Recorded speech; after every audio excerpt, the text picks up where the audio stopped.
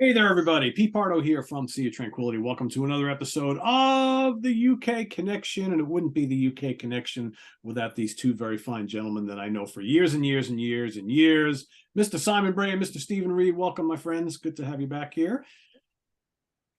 Always a pleasure, Pete. Simon is cold. We just had this whole discussion about how cold it is over there in Lancashire. So cold. It's cold in Scotland as well this evening, I can assure you. Yes, absolutely. It's worse than cold, I think. It's not quite worse than cold, but it's pretty cold. And yeah, just because this is definitely a Saturday night. I've just come in from football, watching football. It's absolutely Arctic here. Arctic, really is. But anyway, that's enough of my Martin Popoff impression. Well, it's not quite a Martin Popoff impression unless you throw a little boogie woogie in with everything else, right? So, and that's not happening.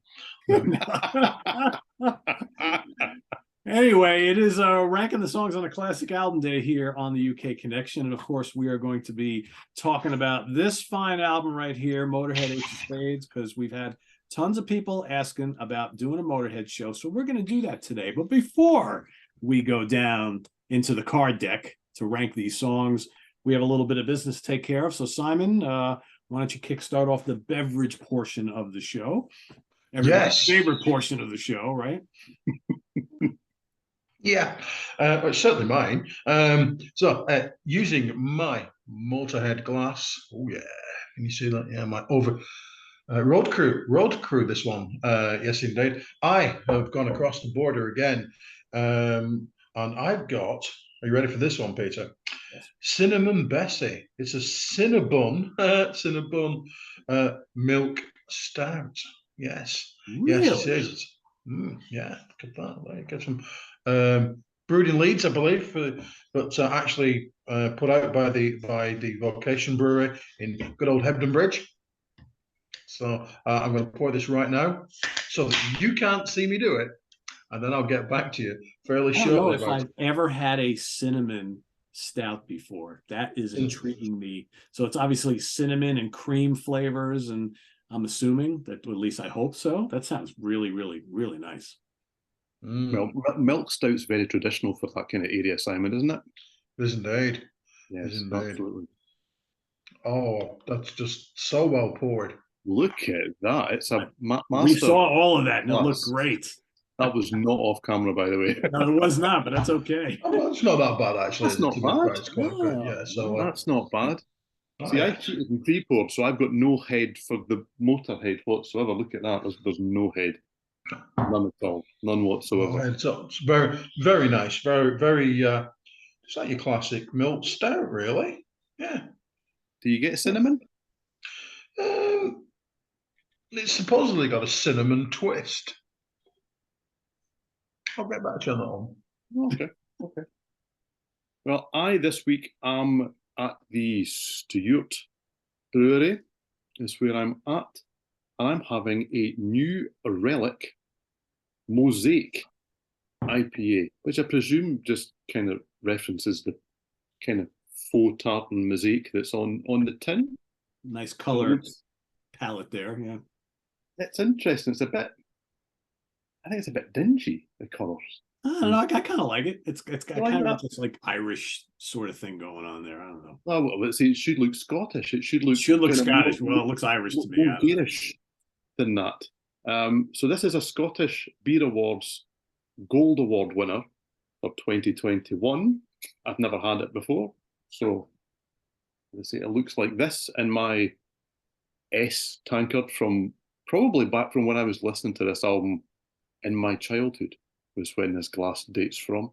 I don't have a Motorhead glass, unfortunately. Probably should. Yeah. So this kind of doesn't really fit the bill, but it looks nice. Hoppy as anything. That's really good. Very citrusy. Lovely. Very nice. All right. So I went to about a week ago. I went to the Equilibrium Brewery in Middletown, New York, which is actually right next door to Rock Fantasy, owned by Steve Keeler from the Hudson Valley Squares. Been there many, many times. I've never had this beer before. It's called a Tomorrow pale ale from Equilibrium. It's very light, 4% ABV, but this is brewed very similarly to their flagship beer, which is kind of like a lighter New England IPA called Photon, and it looks kind of like this. So it's got that kind of hazy look. Nice little head on there. Very, very hoppy, citrusy aroma. And that's exactly how it tastes. So it's got all the flavor of these, New England IPAs, or they call it pale ale, but it doesn't quite taste like a pale ale to me, but without all the heavy alcohol content of it. So 4%, can drink lots of them. So good stuff. Cheers, gentlemen. Cheers. I always think that these hazy ones look like custard. It looks like something that they would have used on Tiswas. Does look like a custard, like a really yellow custard, egg custard. Yeah, it does. Either that or it looks like your favorite pineapple juice, one or the other, or a combination. There's no such thing as my favorite pineapple juice. I know. I'm joking. I'm joking. I know you hate it. I know. It looks like pineapple juice to me, with a little head on the top. So anyway, before we get started in ranking the songs on this album, who wants to start with some of the factoids? Because we like to throw out some factoids before we start. Everybody loves the factoids as well, don't they? So let's do some factoids, shall we? Yes. Ace of Spades charted on November the 2nd, 1980. Well, November the 2nd to November the 8th, 1980 in the UK at number 4. Number 1 that week was Guilty by Barbra Streisand. Yes, it was. Stevie Wonder was number 2 with Hotter Than July. The Police, Zenyatta Mandata were number 3. And then were Motorhead just above Live in the Heart of the City by Whitesnake. Nice. You know that Just Supposing by The Quo was at 7, and The River by Bruce was at 9, and The 3 Degrees were at number 10. Big fan of The 3 Degrees, Payson? No idea who they are. Excellent. Weird kind Are you of surprised? Yeah. But the lead singer was American, wasn't she? Sheila Ferguson. She was American. They were really big at one point in the UK, weren't they? They were indeed. Yeah, absolutely. Almost kind of like a Philly soul kind of sound, wasn't it? And yeah, Kate Bush was number 10. But what I noticed about this top 75 is because usually when I go through these things, especially for anything that we do that was much later than 1980, I haven't got very many of them. But I've got 19 of the top 75 albums from this year, and I was only 12.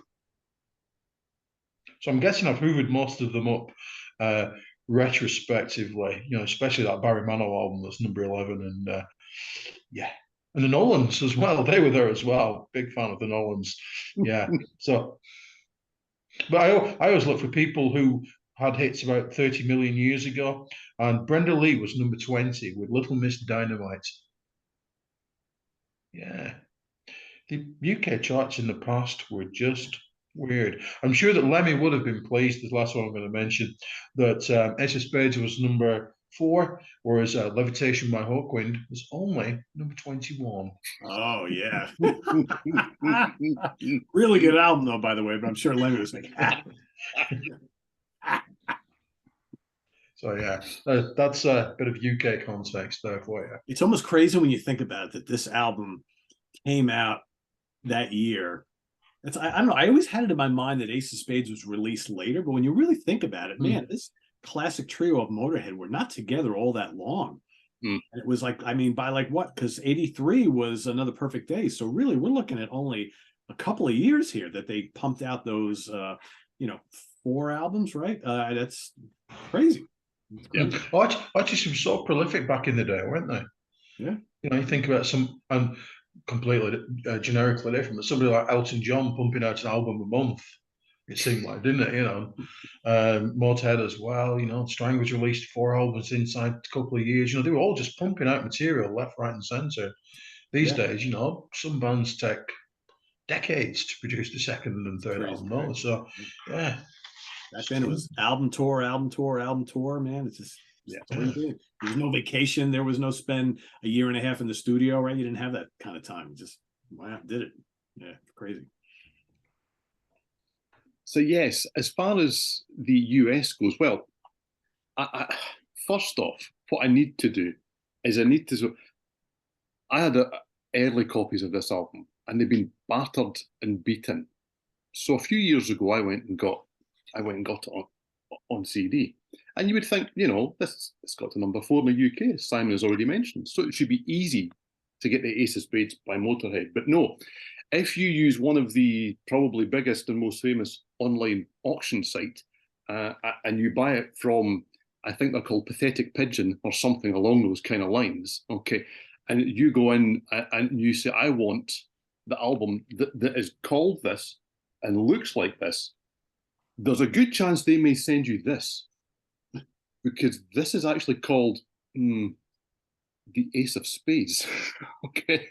How bizarre that you can get a label like Castle who can call an album Ace of Spades, and it's just a 2-bit compilation that's got, 15 great Motorhead tracks on it, but it's not the Ace of Spades. Ace of Spades. No, it's not. But then when you say to Pathetic Pigeon that this is not the Ace of Spades, they just go, yeah, just keep it for free. Okay. But I don't want it. I want Ace of Spades. So I then had to go somewhere that I could buy this from who would actually maybe send me the Ace of Spades by Motorhead. But anyway, yes. So a bit of background. This is the band's 4th studio album. Yeah, there's a bit of a muddle at the start, obviously, with what was recorded when and what was released when and all that kind of stuff. It was released, as Simon has already mentioned, on the 8th of November 1980 on Bronze in the UK, Mercury in the US, with a slightly different running order, which I didn't realise until I came to do this. And most notably, the Ace of Spades does not open the US album, if I'm right. It opens side 2. Yeah, what a bizarre choice to have made, but there you go. It was produced by a chap called Vic Mail, who was as an engineer or producer, worked with everyone from the likes of Fleetwood Mac to Hendrix to Clapton to The Who. But heavy metal fans, not that this band ever wanted to be called a heavy metal band. Yes, I'll put that out there now before somebody does okay. Really, he was only known for doing Motorhead and Motorhead Mates Girl School. He produced, I think, more than these two, but Demolition and Hit and Run by Girl School. Man, oh man, they're great albums. Such good albums. And sadly, Vic Mail died in 1989, aged just 45. And as Pete has mentioned, the lineup for this album was, of course, Lemmy on bass and vocals, Fast Eddie Clark, not just Eddie Clark, he's Fast Eddie Clark on guitars, and Phil, Filthy Animal, Taylor on drums. And it is, with all due respect to everything that's come after and the brevity of this lineup, it's universally cited as the classic Motorhead lineup. So from what I can work out, this album reached the heady heights of number 201 on the US Billboard charts. Yeah. And quite incredibly, and I had just not realised this at all, it wouldn't be until 2008 and Motorizer that Motorhead had a top 100 album in the US. That's incredible. Yeah, they made no impact here whatsoever on crazy sales or anything. Yeah, I had no realization of that whatsoever. Total cult band here in the US. Total cult. I mean, they've been so ubiquitous here that I just presumed they were everywhere, because that's just kind of, they were massive here. They were the name in the kind of heavy rock. They called themselves a rock and roll band. And in 2013's Aftershock got to number 22. That was the band's highest charting album in the US. Crazy. So in 1980, on November 8th, I don't know if it got to 201 on November 8th, because that's virtually impossible to find. The actual top 10 in the albums charts had a good kind of rock quotient.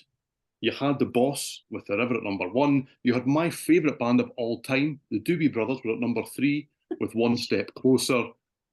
Queen with The Game were at number 4. Pat Benatar with Crimes of Passion at number 6. Paris, the double live album by Supertramp, was at number 8. And the classic Back in Black by AC/DC was at number 9. Now, the rest of the top 10 had stuff like Guilty by Barbra Streisand. There you go. Kenny Rogers' Greatest Hits, Diana by Diana Ross, and the Jacksons with Triumph. And my takeaway from this week in the US Billboard charts is it was really boring. There was very little there we kind of thought, oh, well, I have to mention that because it's a bit ridiculous or a bit funny or quite exciting. Because realistically, the only highlights I could get outside of the top 10 in the top 50 were Scary Monsters by David Bowie, you had Hold Out by Jackson Browne, Audio Visions by Kansas, Beating the Odds by Molly Hatchet, Drama by Yes, and squeaking in at number 50, those heavy metal monsters, Air Supply with Lost in Love. So yeah, and the rest of it is pretty much a non-event, and I have really not even all of those, but basically what I've read out there is what I have out of these charts. The ones in the top 10, the rock ones, and these. Yeah, I think 1980 was still a transition time here in the States. I don't think like heavier music really started to hit. Well, you had AC/DC, right, which was a huge hit. And then you had, Rush Moving Pictures was right around the corner. So you started to see more rock and metal stuff start to infiltrate the charts within the next year. But yeah, by 79, 80, kind of a transition time. It's a lot of weird stuff in there. I mean, there's some good releases, but yeah, as far as Motorhead goes, Motorhead here were always one of those bands that the serious heavy music fans knew and loved, but the general public and like casual hard rock or metal fans never bought their stuff. Okay. And you can understand why. I mean, as Motorhead fans, I totally get it. This is not a band for everybody. And here in the States, the casual music fan wants to hear the radio songs. They want the hits. They want the catchy stuff. That isn't these guys at all. But serious hard rock and metal fans love Motorhead. So, but not enough to have gold and platinum albums, and not even close, actually. So, yeah, unfortunately. Did they play over there often? They were the first band I ever saw. Yeah, they played here fairly regularly. Yeah. Okay. Just imagine being like, so this was 1981. So imagine being a 15-year-old kid, and the first band you see at a concert is Motorhead. And I'm in like the fifth row at a fairly smallish venue right in front of Lemmy. And I've never heard a lick of their music before. And they opened up for Ozzy Osbourne's Blizzard of Oz with Randy Rhoads. And I'm just kind of like, and I remember the wall of sound just hit me, and my clothes, like, just flying out behind me. And I'm like, what is this? And this is great, right? But at the time, for a 15-year-old kid, that was the most extreme music I'd ever heard in my life. Lemmy's there right in front. You got the microphone that comes down, and he's like with his Rickenbacker bass the whole night, just singing like this. And I'm like, holy crap, just wall of just ridiculously intense sound. So yeah, it was something else. One of the loudest bands I've ever seen, top 5 easily. So pretty cool. So that brings us to 12 tracks on Ace of Spades. We're going to rank them. This was kind of difficult. I don't know if you guys felt the same way. Yeah, really hard. Yes. So we'll turn it back over to Simon. What are we going to do? 3 at a time like we normally do? I think that'll work out for this, right? Okay. Because there's 12 songs. Outstanding. Yeah. I think this might be the most difficult one that we've done so far. I will drink to that. Yeah. Because I'm going to say there's nothing that on the Steven Reidometer that doesn't get past the 7.63412. I like everything on this record, which is quite interesting because when we do come round to doing the favourites, non-favourites, wildcard, whatever it is of Motorhead, and we will do, and I appreciate it's me that's slowing that down, but we will do in the first half of this year. I'm saying it now, okay? Yeah, I know, I am working on it. There's just I listen to this and I think, right, I'm going to pick this next one that's coming up. Good, this is going to be number 12. This is going to be a bit shitty. Oh no, it's really good. Oh shit! I really like that riff. Oh, that is exactly how I played out with me as well. I just kept going through all of them. I'm like, all right, who's going to go on the bottom here? I'm like, oh, this sucks. Yeah. Oh, what about those drums? That's great. So I've gone with Jailbait at number 12, simply because the lyrics just wouldn't fly in 2023. Yeah. Yeah, I'm very happy to separate, to discuss, that it was a completely different time when the song was made, and just looking back through sensibilities of the here and now, they're not putting that out now either. Let's be brutally honest. But I still like it. Not that keen on the sentiments, but still like it. So Jailbait's number 12. It's still great song, great guitar work, great drums, great bass, great everything about it.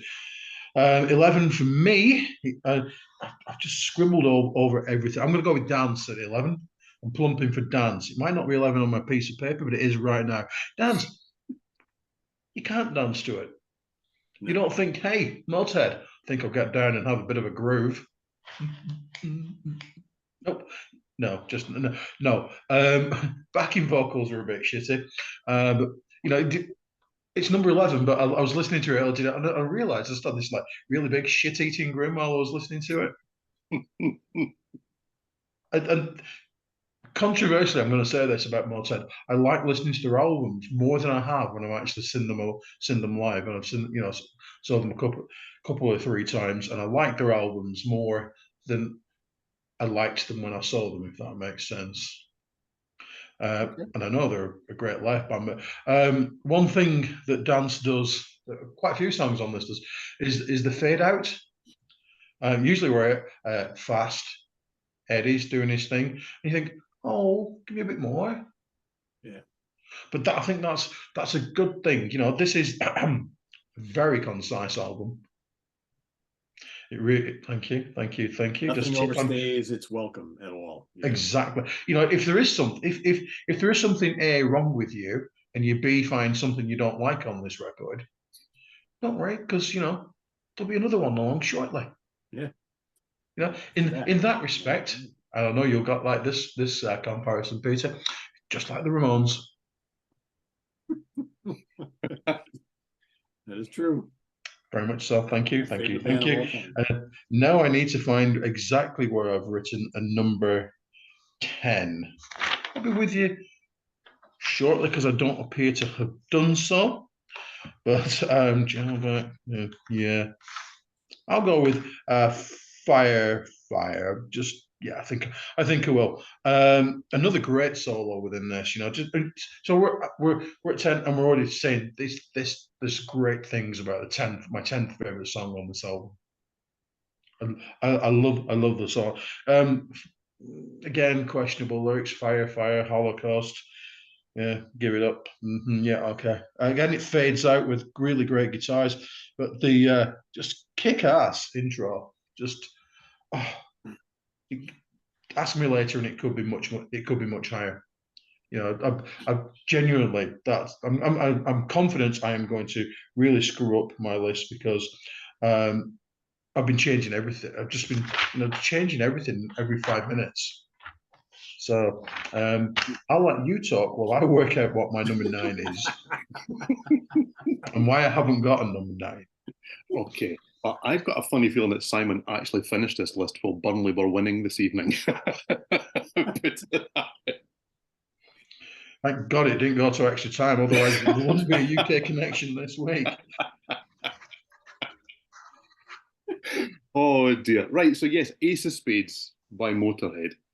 So this album, Bomber, and Just Supposing and Rockin' All Over the World by Status Quo were the first 4 albums that I ever owned. Not the first I ever heard, not the first I ever in my house, but back when I was 12, which is after all of those albums came out, by a few years, as to be said. Not as many years as I'd like, but anyway. My mum, for my Christmas, bought me a knockoff Walkman. I think it was made by Bush. I think it was a Bush portable cassette player, they had to call it, probably. They couldn't use the copyright name.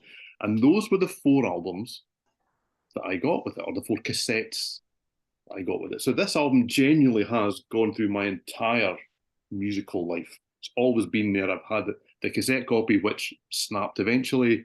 I bought a really, really poor condition vinyl to kind of tide me over.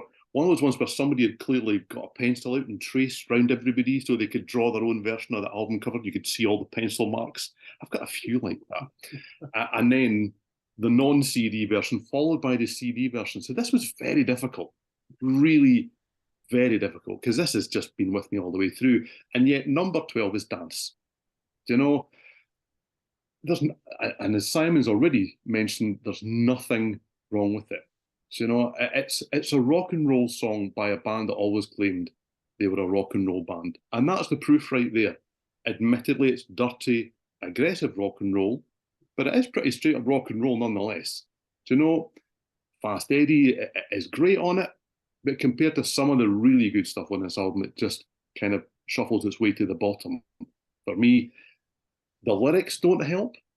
They're kind of inane, kind of pop ditty kind of stuff. I mean, if you want to feel good, if you want to feel all right, if you want to shake your stuff, get some rock and roll tonight. Dance till your shoes are hot. Dance till your nerves are shot. Dance. Give it all you got. Dance, dance, ready or not. I mean, it's kind of playground stuff, isn't it, really? You listen to the song and then you listen to the lyrics and kind of go, Same thing here? Yeah. Yeah. So, yeah, there are a few reasons to me why it's number 12. But yeah, it's still good stuff. Already from here on in, it's kind of throwing these up in the air. Until I get to the top 4 for me, it's kind of throwing them up in the air and seeing where they land. So The Chase is better than The Catch. Came in at number 11 for me. It's the only thing that kind of plods on the album.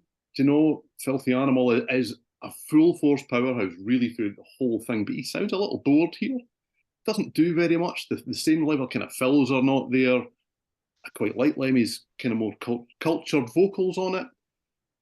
Especially there's a kind of the latter section's a bit more restrained. But same again, compared to some of the other songs here, there's not quite so much going on. Number 10 for me, Bite the Bullet. I mean, the bass work on this track is superb. So is the guitar solo. In between that, it's pretty straightforward stuff. The riff is big and it's frantic and it's in your face, and crank it up and it will still rip the skin right from your face. It's just kind of crazy stuff. But it's only 1 minute and 38 seconds long. So really on that basis, it's like, you know, oh. So hence why it's number 10. Cool. You and I are kind of on the same wavelength a little bit here. So I will say, yeah, this was really hard. This was the hardest one out of all the ones we've done. Because I think for me, and Steven, I'll echo you, my top 4 were a given. And then I had to figure out where to put everything else. Because everything else to me is all really good for the most part. And like, you know, just like throw it and see where it lands type of thing. I will say, as much as I love this album, it's not my favorite Motorhead album. Nope. That would be, for me, that would be overkill. It's the first one. Whoa. If we're going to do a favorite, least favorite show, I mean, whoa. Oh yeah, I should do that. All right. Okay, I'll shut up. Whoa. Sorry. Well, but anybody who's watched my Motorhead ranking knows that. That's not a big deal. But yeah, no, I shouldn't go there. Okay. Anyway, back to task at hand. So I'm gonna go with number 12. I'm gonna go with Chase is Better Than the Catch. You mentioned plotting. Yeah, this is the one like kind of plotting song on the album. I don't understand how the US release could have put this as the first song on the album. That like makes absolutely no sense whatsoever. I mean, you got to start off a Motorhead album with a banger.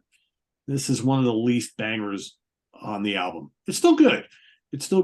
But to me, it's the weakest song on the album. Next up, I'm going to go with Live to Win, which I really like. It's got one of the better grooves on the album, I think. Some of the riffs and some of the tempos kind of remind me of other songs on the album. To me, it almost sounds like a rehash of some of the other ideas, but it's still really good. Because again, even the worst Motorhead song is still a really good song, right? So that's my number 11. And I will go with Bite the Bullet as number 10. Fast-paced, blazing, but come on, man, 1 minute and 30 some odd seconds. Give me more. So it's by default it's down here. I think if they would have like realized that track a little bit more and added another minute onto it, that probably could have risen a lot higher. It's good for what it is, but way too brief. So The Chase is Better Than the Catch, Live to Win, and Bite the Bullet, my 12, 11, and 10. Back to Simon. Okay. I think I've got this sus. I think numerically I'm He's good. been busy while we've been talking, I think, right?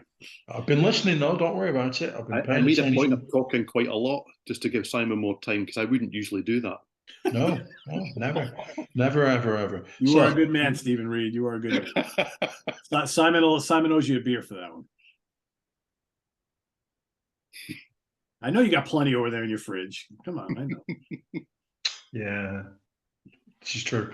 My nine is chase is better than the catch. This one kind of was at the bottom, then it moved up, but then it moved down, and then it settled kind of around. It's kind of similar to Jailbait, and it's kind of lyrical content in that, probably not in the here and now, but it's made in 1980. The world was a different place, and I think that the protagonist in this song is like well aware of his reputation and not just not a complete asshole. I feel like he knows himself quite well. But again, it didn't, like I say, it just went up and down. And there's the sign of a really great album that you think, oh God, this is great. Oh, that's really good. My God, that's good. And you never go, well, that's shite. It's not like Steven's sitting down with his new Doobie Brothers collection, is it? It really isn't. So, yeah, I assume that is what you're doing, when you're not here. My eight He's is either listening to his Doobie Brothers collection or his new Santana album, one or the other. Right? So. yeah, very much so. Yeah, very much so. He's just piled all the Marillion in the bin and fuck off, Ginger. Off you go. That's I'm doobing it up. My eight is Bite the Bullet. There's a couple of songs on this album. This is one of them that really just does the job. You think not everything could be a single, not everything could be a hit. You've got to have something on the album that's solid, and this is one of them. Bite the Bullet. I like the brevity of this. What else needs to be said? Bite the bullet. I'm leaving you. Off you go. Catch you later. Bye. Don't need a conversation about this shit, do we? Go on. Bye. He's Off you harsh, go. man. It's not me. It's Lemmy. Oh, sorry. It was his world, and we all lived in it, didn't we? So didn't I genuinely don't feel like that needs to be any longer. It just says it. Off you go. Bye. Yeah. My seven is, oh my God, I'm kind of hoping I've got this right. Live to Win. Haven't said that before. Yeah, good, excellent. Again, really another really solid tune. But we're edging towards thrash metal at this point, aren't we? Yeah. You can see, you can definitely imagine other people going, oh yeah, right, yeah. Let's make some notes and let's do that stuff. And I just love the line, the line. If you don't want to be a slag, you're expecting the next line to leave it. Yeah. And again, I think was it Pete? Was you mentioning it when you mentioned Live to Win? The groove's just groove-tastic. Yeah. Oh yeah. It really is. It's a very groovy record. In the way I'm going to go on to say something about that later. It is the kind of record that only got made in this mid to late 70s to very very early 80s, and then the world changed. Mm-hmm. For the worse.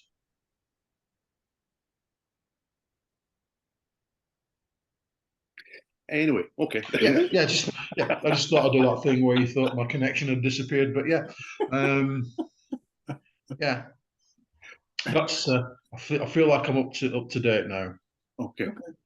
So, I mean, I'm looking at my list here and regretting it already because I don't want anything else to be any lower than anything.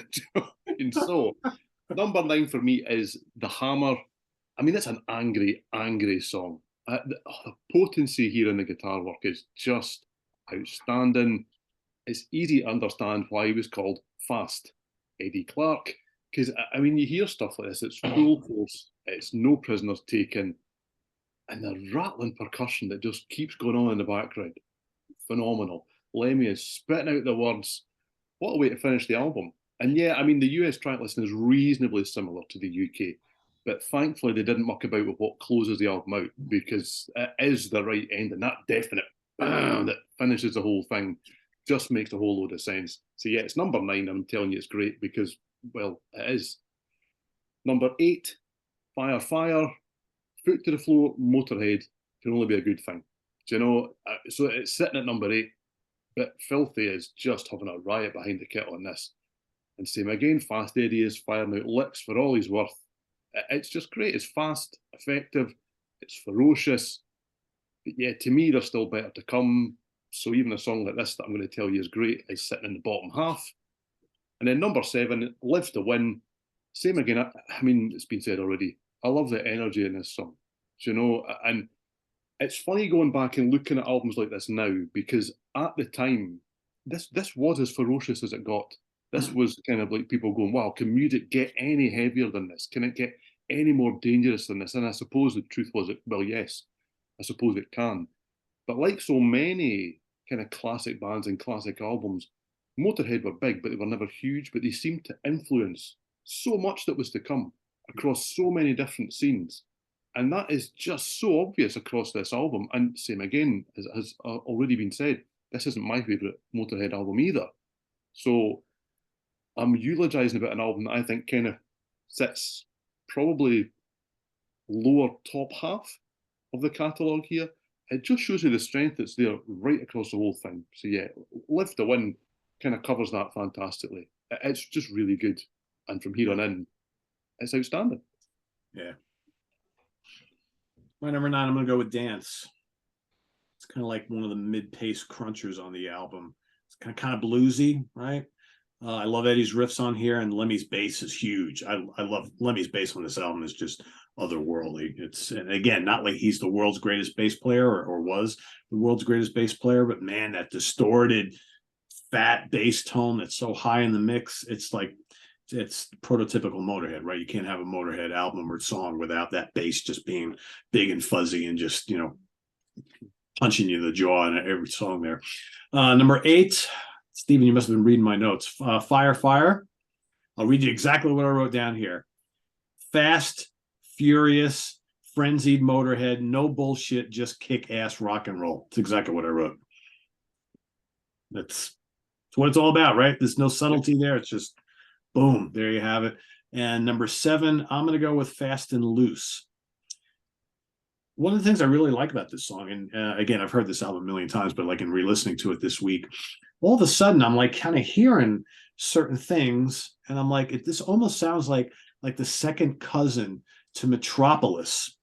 There are like little tones and little riffs here and there that almost sound like a continuation of the great Metropolis song from the Overkill album. So automatically that had to raise it up a little bit for me. But it's got a great riff, terrific solo from Eddie. Really, really dig this song. I gotta, you both mentioned the guitar playing of Fast Eddie and how heavy it is on this album and how fast it is and all that. He made like all this racket on a Fender Stratocaster, which when you really think about it is because not a lot of the really, really heavy bands that we've had over the years, not a lot of those guitar players use Strats. You know, some do. And some of them, you know, they add a humbuck and pick up to it or something like that, or they play it, you know, with lots of fuzz or whatever they want to do. But for the most part, a lot of these really legendary heavy bands, their main guys did not use Strats. Eddie always did, and God bless him for making all that racket with a Stratocaster. I think that's a very, very cool thing. It's so different, which is really neat in my book. So kudos to him. So anyway, back to Simon. Those are my 9, 8, and 7. My 6 is Fast and Loose. This is where I think I was going previously. This is super swingy.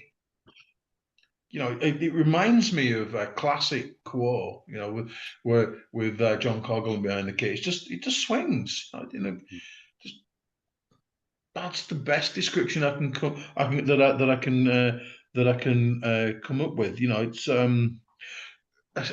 like I said previously, maybe it was the way that they made the records or the way that they sounded, but it kind of was going out of style at this point. Yes, Stephen.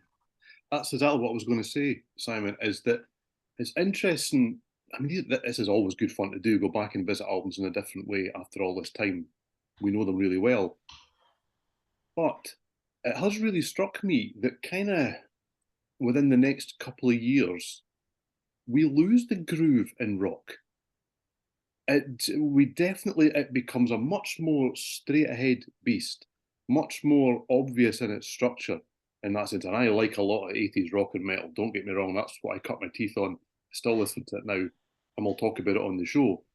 But it is really interesting to let's go back and listen to the grooves and the drumming on albums from this era and think, wow, it's really clever and it's really nuanced and it's influenced from styles from before.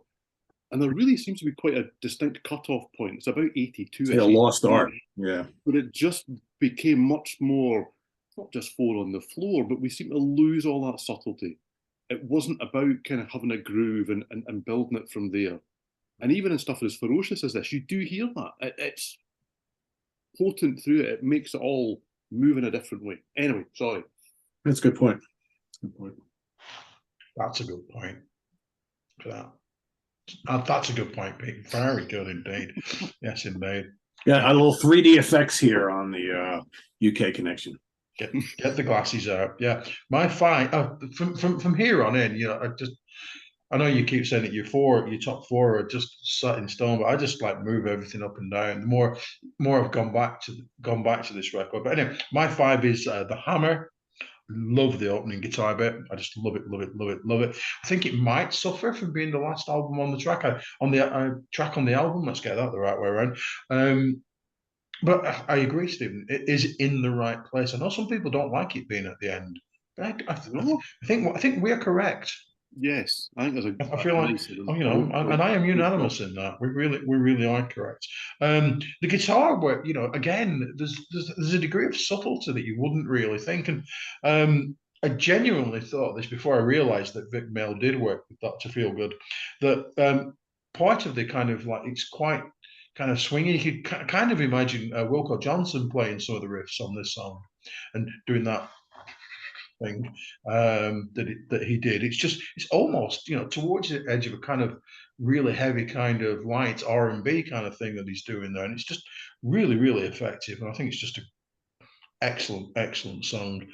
6, do I go to 4? I go to 4. Oh, I know what my 4 are, but it's like the whole like which one's going to be 4. I think we all have the same top 4. My guess is right. Yeah. Now Steven's going to throw the wrinkle in that one. Okay. All right. Oh, there's always one, isn't there? Right? There always is. I'm gonna go. Just has to play that guy every week, right? Gonna go with "Love Me Like a Reptile" at 4. I'm gonna go with that. Comes after Ace of Spades on the British and best version of the record. It's speedy yet surprisingly melodic, isn't it? It's, "Love Me Like a Reptile." Yeah, that's the swing version though. But yeah, it really is quite melodic, and it's just so much fun. It's just really good. And how do you love like a reptile? Maybe that's one for the DVD extras there. But just I feel awful putting it at number 4 because I love it that much. Got to go somewhere. I mean, typically it's a song and it doesn't give a shit, but I do.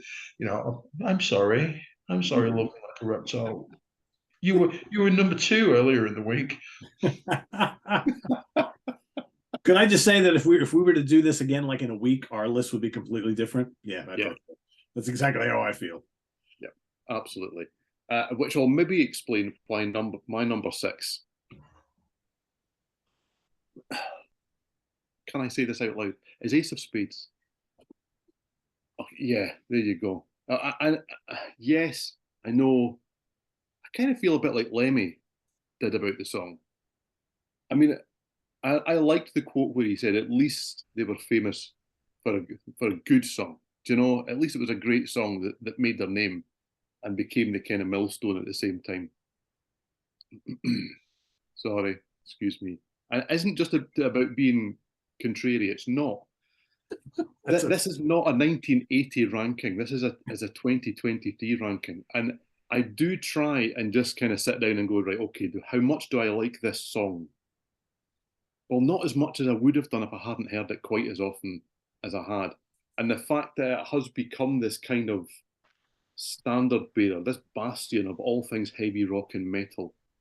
And I don't even think that it's Motorhead's best song, clearly. To me, it's not even the best song on this album. So the fact that it seems to be, it's another one of those songs on the other end of the spectrum where I kind of go, why do the masses get this? Of all the stuff that could click with them, why is this the one that if you were to say to most randomers, can you sing me the chorus to Ace of Spades? They'll go, yep, I can sing you that. Of course I can. It's on adverts. It's on the telly. It's on the radio. It's under my shoe. It's everywhere. It's absolutely everywhere and has been for as long as I can possibly remember. And I find it really difficult to kind of take that out of this, you know? And you go and watch the band miming it on Top of the Pops. How was this a hit? Because they were terrible on Top of the Pops. I mean, Filthy Animal is just kind of going, oh, cymbal. Well, not this one. This one's for show, the first time we were on. He had two cymbals, and this one was for show. This one was for hitting out of time. That's what this one was for. You genuinely watch him on the first appearance on Top of the Pops and go, man, how did you play any of this, mate? He doesn't know where the fills are. He doesn't know where his cymbal is. It's absolutely fascinating. Or he doesn't just doesn't care. He just doesn't care. No, absolutely. And they had a second. Not to derail the conversation, but I've heard interviews with many British musicians over the years, especially from that era, from the 70s and 80s, who have gone on record saying they hated miming on Top of the Pops and would go on there and at times specifically try to screw things up to make it look bad because they wanted to play live and they hated doing that. And the show insisted that they play the backing track and they just go up there and mime and lip sync. Is there a lot of truth to that? Oh, that is absolutely 100% correct. Yes, they had to pretend. Yeah. That they make the record that they mimed to earlier in the day, didn't they? They had to go into a studio, so they just packed the producers off and like just dicked around and then handed them over the actual record. You know, just an absolute farce, wasn't it? But it led to some classic British TV moments, didn't it? Yes. I mean, you do have, as we've discussed on the show before, you've got Quo playing with Alan Lancaster as a big stuffed full-size doll because he wouldn't come over for the show. There are bands that went on and made every effort not to stand near a microphone as they were singing to make it clear that they weren't allowed to sing. Yeah.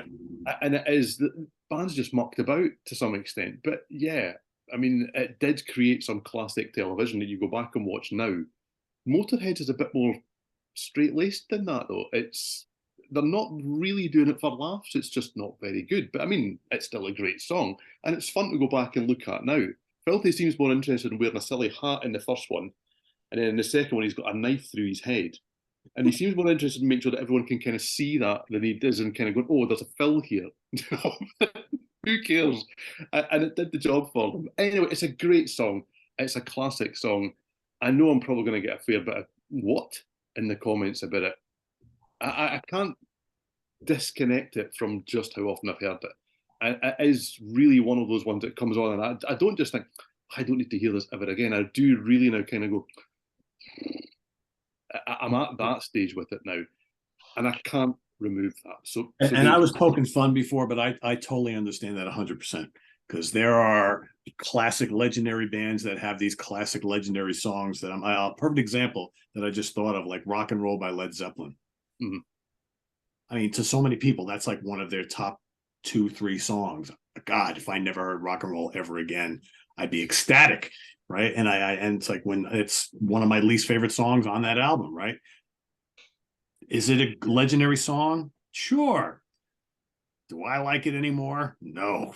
It's like I haven't liked that song in a long, long time. But yeah, there are certain people, I see it all the time. There are people who watch the channel who, when we talk about this whole overexposure to a song can lead you to dislike the song or knock it down in like a ranking like this. And there are some people like, oh, well, but a great song is a great song. Even if you've heard it a million times, how could you get sick of it if it's a great song? I don't know, man. I can get sick of something that I've heard way, way too much very easily. So I don't know. Yeah. It's a weird conversation, Yeah, it's certainly the case for me here. I mean, if anyone has it as a number one, either on the show or in the comments, I totally get it. I do totally get it, because it is a classic song, and it is a really, really good song. On the occasion, I only saw Motorhead once. If they hadn't played it, I'd have been the guy that kind of gone, yeah, I'm okay with that. But not because I dislike it, but just because you think, well, I've heard it 75,000 times now. If they don't play it tonight, I'll be okay with whatever other song I get in its place. Life will go on, and you'll enjoy that other song they play. I mean, Lemmy himself said he spent 3 years singing the Eight of Spades, and nobody noticed. So there you go. That kind of tells you all you need to know. But yeah, it is great, and I do get it. So there you go. Anyway, number 5 for me, Fast and Loose.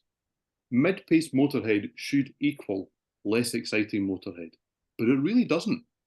Do you know, there's so much colour that Fast Eddie brings with those little guitar lines. The vocals are great on this track. Really, really, really good. I mean, Lemmy was still kind of known more as a shouter than a singer at this point. That's not what he's doing here.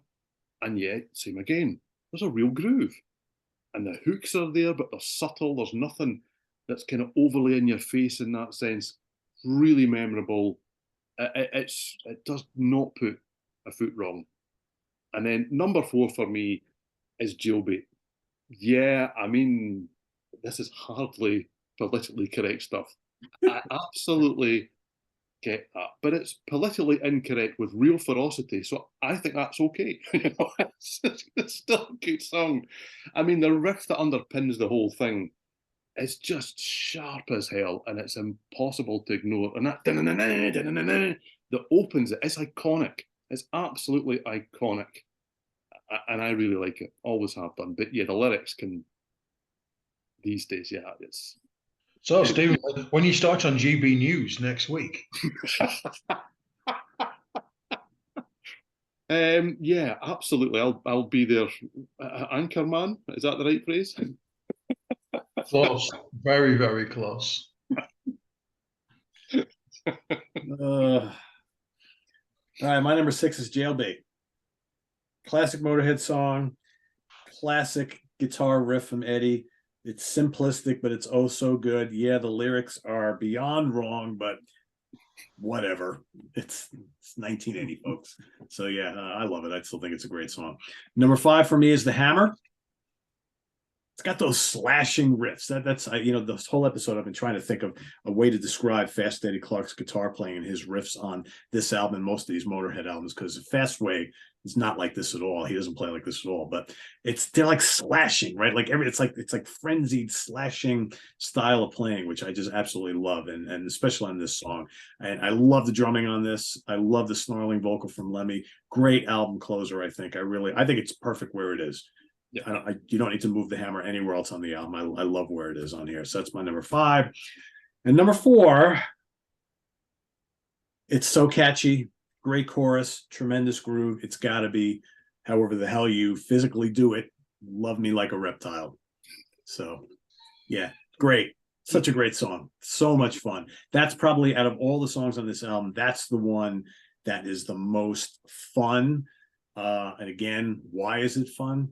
I don't know, because the lyrics are crazy, the title's crazy, it grooves. I don't know, it's just fun. It's a great song. I wanted to put it higher, actually, but my top 3, oof, So with that, I'll turn it back to Simon. I'm curious to see if Simon and I have the exact top 4, but we'll see momentarily. I'm sure we won't, but there's a free Sea of Tranquility Kraken t-shirt for anybody who can explain in the comments below exactly how you love Like a Reptile. Yes. Oh, that's just demonetized this show. I really don't even want to know. No. I won't be looking this week. Anyhow, my 3 just decided just about 38 seconds ago. My 3 is Ace of Spades. Going back to what you were saying, Stephen, I reckon that if you were to speak to some randomer in the street here in the UK and you say, tell me your favorite Motorhead song, what they actually mean is that little bit of Ace of Spades. Ace of Spades, that's it. I think they would know. But I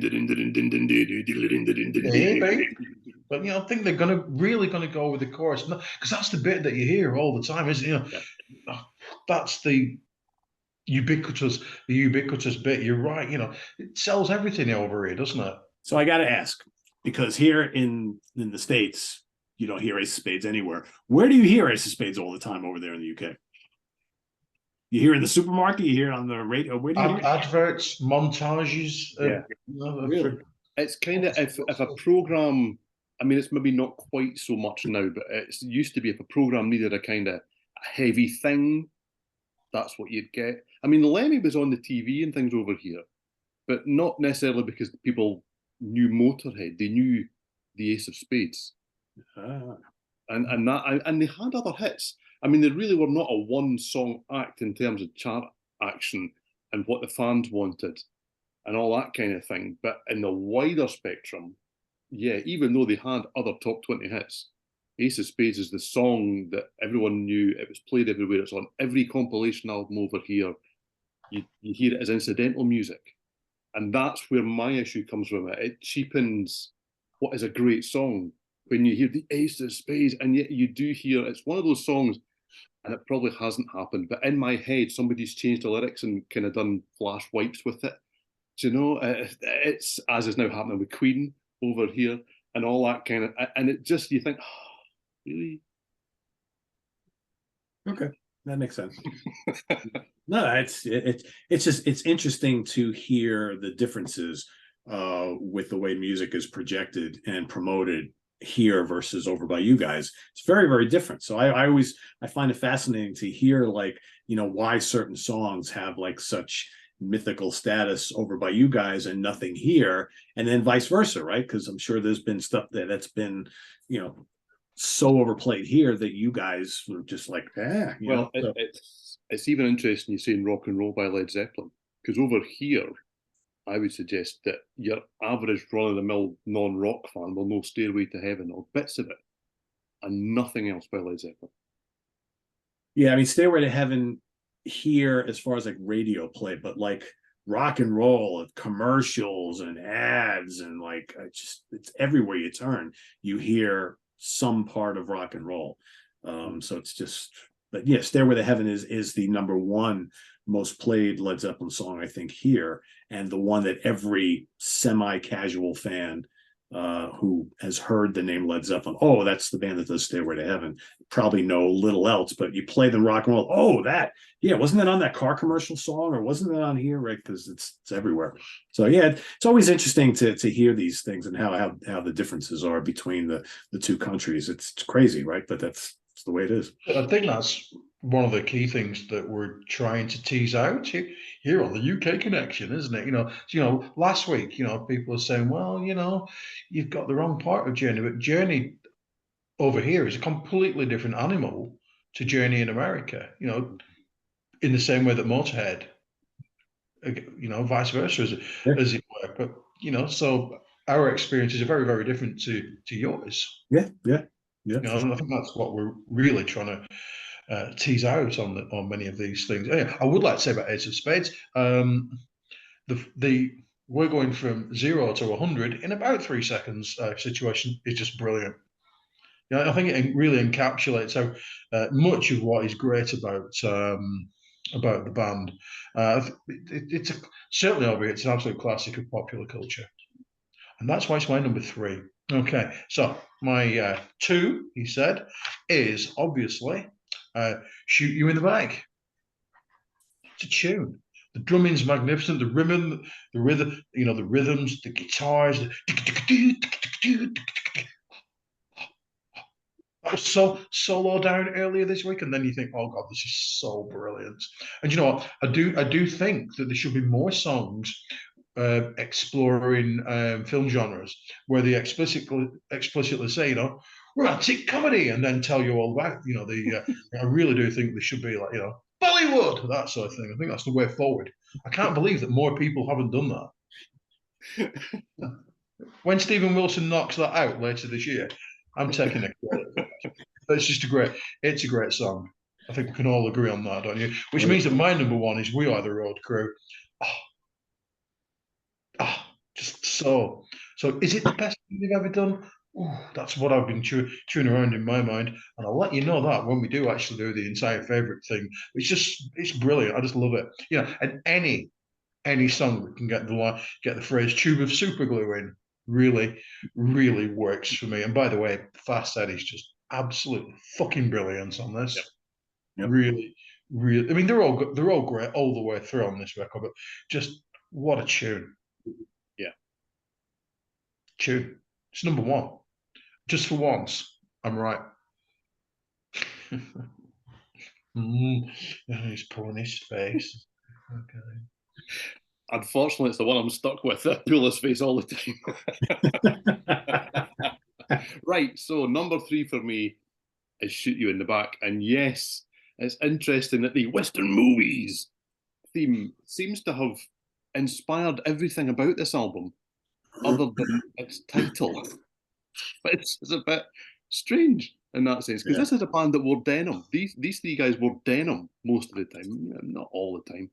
But I mean, they are the, black leather clad Western guys, and it's so cool. It really works, absolutely works. Everything is right about this album cover, even though you can't quite see everyone's face and things like that. Who needs that? Who needs to be able to see? I mean, you can see Filthy's face, but anyway, I love it. And Shoot You in the Back actually is a great album title as well. But there you go, Ace of Spades did the trick for them, didn't it? So you can't argue. Either way, it's unforgettable. What a signature, busy but measured riff. It sounds simple, but it's always darting and changing as the song progresses. And I love, and it's not just here, I love the liberal use of woodblock. I mean, it's one of those things where you think, who thought to all the time? I love it. I absolutely love it. It doesn't need to be there. It absolutely needs to be there. I mean, who could ask for more? Well, there's more of it in Love Me Like a Reptile. It's almost like they got a new toy. Why not use it, right? It's roaring and growling in this song all the time, and Lemmy does likewise. It is, yeah, okay, lyrically, this is hardly Shakespeare. That, to me, is, that's quite a good thing personally, but there you go.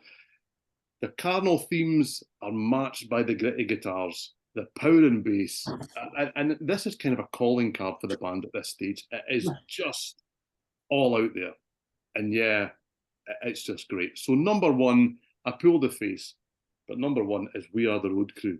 I mean, my top 3 have chopped and changed in this ranking, but when this album is finished, this is the song that I'm left singing. And yes, the version I'm left singing is the one from No Sleep Till Hammersmith, okay? But without this version, you wouldn't have that version. So it's my favourite. It is just so catchy, so memorable. It's so authentic, though. The band mean it. Lemmy means it. And that comes across in everything about it. It's a truly special track, and it's fantastic. That it is. Number 3, Shoot You in the Back. I'm going to read my notes here. Absolutely face-melting riff, pounding drums and bass. Take that fist and pump it in the air. That's what you get when you hear that song. Awesome stuff. My number 2 is the title track, Ace of Spades, ferocious. I mean, that bass, man. I mean, just, and those slashing chords, man. Ace of Spades is classic Motorhead. Not their best song, but it's up there. Really, really great. And number 1 can only be, have we ever did this tie with number 1? I don't know. We Are the Road Crew. I mean, this is head-banging perfection, people. A Motorhead anthem, and I will agree with Steven 100%. As great as the studio version is, the No Sleep Till Hammersmith version is even better. Even better. It's so good. I mean, man, the riff to the song is just killer. And it just, the song moves and shakes and rumbles and pounds and bashes. It does all that kind of stuff. It's not my favorite Motorhead song of all time, but it's a top 3. It's probably my number 2. I'm trying to remember. I know what my number 1 is, but this is probably number 2. It's so good. If you've never heard this album before, go listen to We Are the Road Crew immediately as soon as the show is done. That's all you need to do. Then go listen to Ace of Spades, because you got to hear that one. Got to hear that one. If you've got half an hour, just do it all. That's it, right? Yeah, it's not a long album, right? Yeah. Not a long album. And I hope that anyone that maybe hasn't spent time with Motorhead and is inspired to go and listen to this album can debunk the myth that all they do is the same thing over and over and over. It is fascinating how many times that you read that Motorhead, you put them on their albums, how can a band just play the same song 12 times? They don't. There's so much difference between all of the songs on this album and right across the catalogue. It really gets under my skin. Yeah, I think it's very similar to AC/DC, I think. I think Motorhead had a formula. They stuck to it their whole career. They did a lot of albums.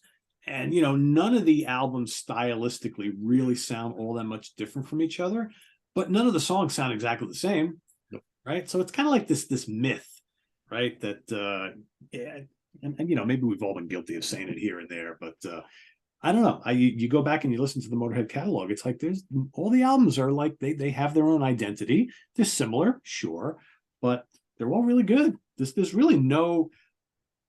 Granted, they have a lot of albums. There is no shit Motorhead album out there, not one.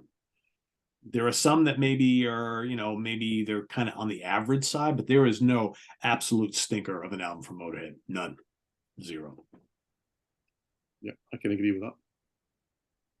So, Steven, you want to give everybody a preview of the next episode? Well, I tried to do a preview of the next episode on the last episode, so hopefully I might get it right this time. I'm sure you'll get it right this time.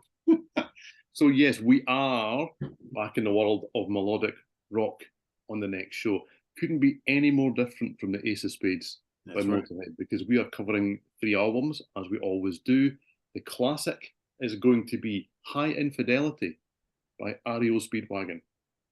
The underground classic is going to be Corporate Wheel by Departure, and they made an AOR album, is going to be Growing Up the Hard Way by Mama's Boys. So that's what we're going to be doing on the next show. That's right.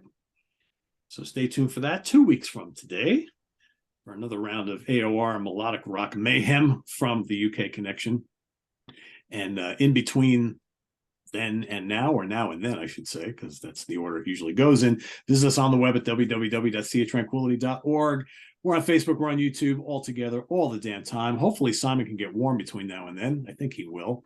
Simon's going to bed. It's well after midnight. I mean, it's 8:10 on a Saturday evening. See that? Football and UK Connection taping all in one evening makes Simon a grumpy boy. See? Actually, he was a grumpy boy. Everything makes Simon a grumpy boy. I was just going to say, that's not fair. Loads of things make Simon a grumpy boy. Life. But not his beer, though, I don't think. No. Gone. Wow. All right, so you got so how was that stout? Very nice. Does have a cinnamony aftertaste, and I like a little bit of cinnamon occasionally. So. You would recommend that to me? I would love to try that, because what was that? You had another one like a couple of weeks ago that really intrigued me. Was it like a blueberry stout, something or other? I was like, ooh, now you're talking my language. Wow. So, yeah, only the way you could, maybe get on a plane and get some yourself. Well, like I said, I'm gonna have to come visit you guys at some point. So one of these days, I promise our viewers, we will do a UK Connection live from the UK with the 3 of us in the same place at some point over the next, however, because I gotta get out there. It's got to happen. You know how many people have asked for us to do like a UK event, like a SOT Fall Fest from the UK? Can you imagine? Vacation. Got to plan. Got to start planning. Anyway, thanks for watching, everybody. What do we got coming up here on the channel? Ranking the albums coming up tomorrow, and then of course we've got the Hudson Valley Squares coming up on Monday night, in the Prague Seat on Tuesday night. Of course, I got my days all screwed up because we're doing these alternate weeks, and it's late, and I forget when this is airing. Whatever. You guys don't need to know all the behind the scenes mumbo jumbo. So anyway, for Steven Reid and Simon Bray, I am Pete Pardo. Thanks for watching, everybody. Please subscribe if you haven't already, and click on that notification bell so you get alert of all of our content as it posts. And please do hit the like button. And I can't remember, I say this so fast each and every time I remember without any notes, and I'm just blabbering out. So thanks for watching the UK Connection. For Simon and Steven, I'm Pete Pardo. Have a good one, everybody. Enjoy the rest of your weekend. Bye-bye.